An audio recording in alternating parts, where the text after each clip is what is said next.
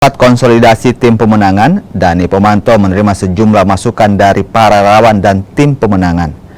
Dhani bilang kehadiran para relawan dan tim menunjukkan komitmen kuat untuk memenangkan Pilgub Sulawesi Selatan. Dhani juga menekankan pentingnya memanfaatkan waktu yang tersisa jelang pemilihan 27 November mendatang dan meminta para relawan dan tim untuk rapatkan barisan. Di kampanye nanti, Dhani dan Ashar akan berbagi tugas.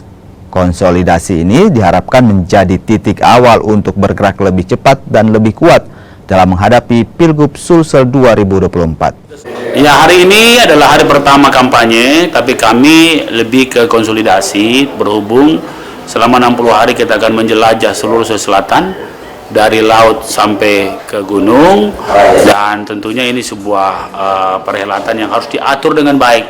Hari ini dan besok kita akan tuntaskan seluruh konsep yang ada.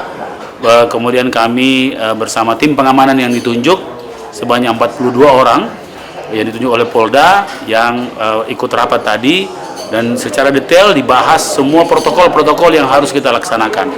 Maka dengan itu, insya Allah setelah itu hari Jumat kita akan mulai dengan salat Jumat. Saya akan salat, jadi Pak Wakil akan salat Jumat di Ajat Tapak.